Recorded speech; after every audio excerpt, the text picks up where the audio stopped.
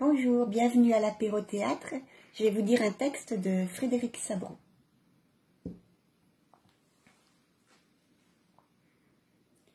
J'ai avalé un noyau de date. Je tiens à préciser qu'il s'agit d'un accident fruitier. Je n'aurais jamais délibérément avalé quelque noyau que ce fût. Je ne suis pas comme ça. L'ennui maintenant, c'est qu'un dattier a commencé à pousser là, dans mon estomac.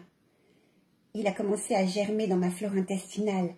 Il va passer par l'œsophage, le pharynx, pousser ma luette, sortir par la bouche, remonter vers le haut. Ça fait dans les combien un dattier? 5 mètres? 6 mètres? Bon, évidemment, vous me direz, un dattier, c'est déjà mieux qu'un séquoia. Il y en a qui font 150 mètres de haut. C'est sûr que si on a avalé un séquoia, ça peut être gênant. Mais un dattier, c'est déjà quelque chose. Je vais avoir l'air de quoi vis-à-vis des plafonds? Je pourrais plus entrer dans les maisons. Je pourrais plus sortir dans le monde. Ou alors seulement dans les garden parties. Je secouerai mon dattier, comme ça les invités auront des dattes à l'œil. Et puis moi aussi, parce qu'elles me tomberont sur la tronche. Ça fera rire les enfants. Notez, j'aime bien les enfants. C'est les dattes que je n'aime pas.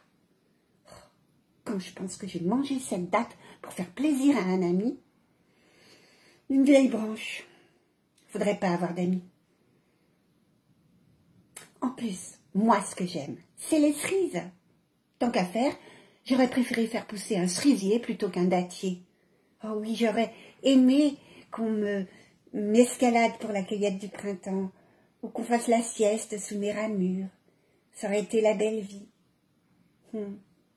Je connais une bruxelloise qui a avalé une olive. Elle est très contente de son olivier. Mais du coup, elle est partie dans le Midi. Question de climat. Elle a eu raison. Moi, j'ai un peu peur que mon dattier s'adapte mal à Paris. Ou alors, il faudrait qu'on me mette dans une serre avec des cornouillers, des baobabs au jardin des plantes.